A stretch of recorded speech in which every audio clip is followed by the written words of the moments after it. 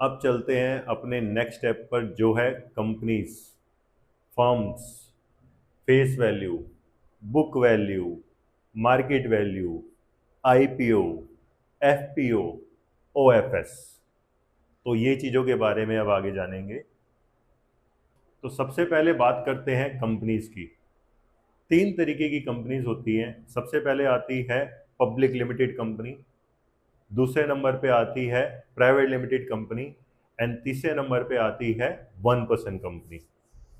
तो ये तीन तरीके की कंपनी होती हैं एंड दो तरीके की फर्म होती हैं। एक होती है limited liability partnership firm and second होती है partnership firm and third one होती है जो इन दोनों से अलग होती है, सोल प्रोप्राइटरशिप फर्म ही आती है वो भी।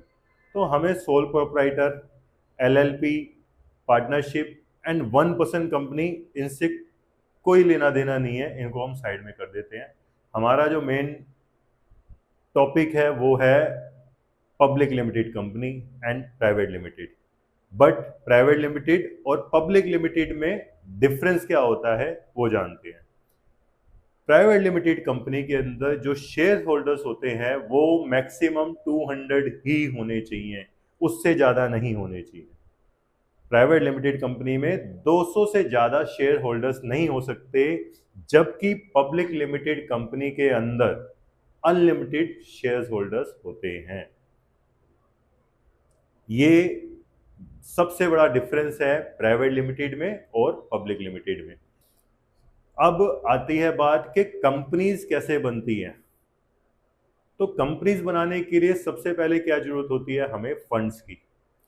फंड्स कहाँ से आते हैं? फंड्स हमें प्रमोटर्स देते हैं जो इस कंपनी को स्टेब्लिश करते हैं, खड़ा करते हैं। तो सबसे पहले चलते हैं, प्रमोटर्स ने वो फंड दिया कंपनी को। मान के चलिए कि तीन प्रमोटर्स हैं, एक ने 50 लाख रुपए दिया, एक ने 30 लाख रुपए दिया, एक ने 20 लाख रुपए दिया। तो टोटल क्या हो गया आपके 1 करोड़। अब 1 करोड़ की जो अमाउंट है उसे बोलते हैं equity capital of the company. उसकी इक्विटी कैपिटल इतनी है जो उसने इन्वेस्ट करी। जब भी कोई प्रमोटर फर्स्ट टाइम पैसा कंपनी में डालता है तो उसको इक्विटी कैपिटल बोलते हैं। और उस अमाउंट को जिस वैल्यू से डिवाइड करा जाता है, जो शेयर्स होती है, शेयर्स की वैल्यू होती है, उस वैल्यूज को बोलते हैं फेस वैल्यू। तो 1 करोड़ को जब हम 10 रुपए से डिवाइड करते हैं तो हमारे पास आते हैं 10 लाख शेयर। अब 10 लाख शेयर्स के अंदर क्या होता है, जैसे जैसे इन तीन लोगों ने इन्वेस्टमेंट करी है कंपनी में, उसी हिसाब से ये 10 लाख शेयर उनमें डिवाइड हो जाते हैं। जिसने 50 लाख रुपए की इन्वेस्टमेंट करी है उसको 5 लाख शेयर मिल जाएंगे, जिसने 30 लाख रुपए की इन्वेस्टमेंट करी है उसको 3 लाख शेयर मिल जाएंगे एंड रेस्ट जो है 2 लाख शेयर जिसने 20 लाख रुपए की इन्वेस्टमेंट करी है उसको मिल जाएंगे। तो इस तरीके से ये शेयर डिवाइड हो जाते हैं। अब प्रमोटर इस कंपनी को रन करने के लिए डायरेक्टर भी अपॉइंट करते हैं। डायरेक्टर ही इस कंपनी को चलाते हैं। कुछ कुछ जगह पर कंपनीज के अंदर जो प्रमोटर्स होते हैं वही डायरेक्टर होते हैं और कुछ कुछ जगह पर डायरेक्टर अलग से प्रमोटर अपॉइंट करते हैं। तो डायरेक्टर भी प्रमोटर हो सकते हैं और इंडिविजुअल डायरेक्टर भी कंपनी को रन कर सकते हैं। अब बात आती है हमारी फेस वैल्यू, बुक वैल्यू और मार्केट वैल्यू। फेस वैल्यू मैंने आपको बता दी है, अब आती है बुक वैल्यू।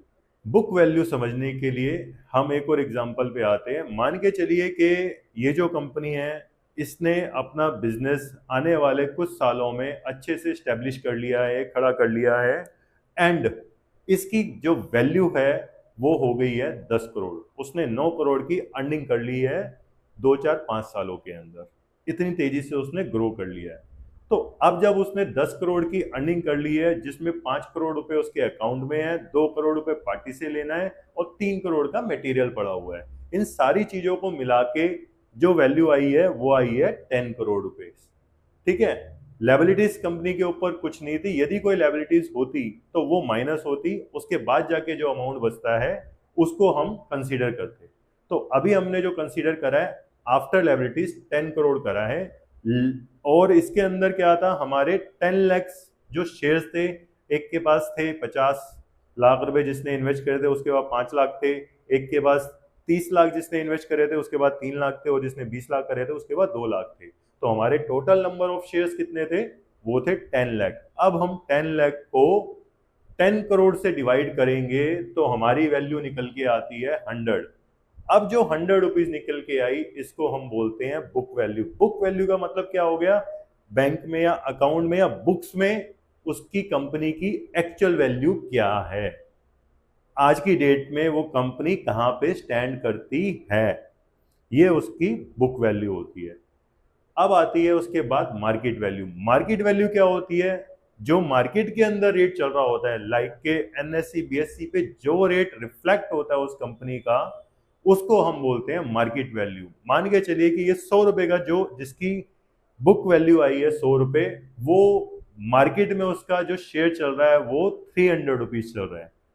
तो क्या हो गया, जो कंपनी 1 करोड़ की थी उसने अपना ही काम कर करके उसको 10 करोड़ में कन्वर्ट कर लिया, बट मार्केट वाले उसकी वैल्यू को 3 टाइम्स और ऊपर लगा रहे हैं, जिसकी वैल्यू है 300 rupees.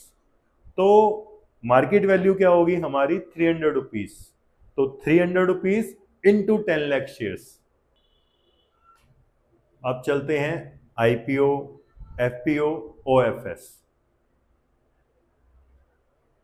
IPO means initial public offering, FPO means follow on public offering, OFS means offer for sale. ये 3 तरीके से भी हम प्राइमरी मार्केट मीन्स जो सबसे पहले शेयर्स निकलते हैं, इक्विटी जो निकलती है, उसको हम परचेज कर सकते हैं।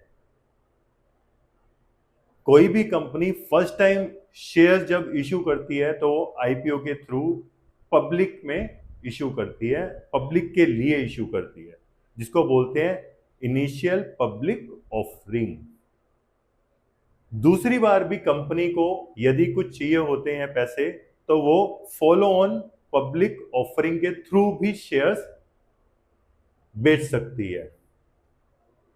और ऑफर फॉर सेल का मतलब हो गया प्रमोटर्स अपना हिस्सा भी बेच सकते हैं। यहां तक हमारा एक और स्टेप क्लियर होता है, जो है कि कंपनीज कैसे बनती है, किस तरीके से रन होती है, क्या फेस वैल्यू होती है, क्या बुक वैल्यू होती है, और क्या मार्केट वैल्यू होती है, क्या आईपीओ होते हैं, एफपीओ होते हैं, ओएफएस होते हैं।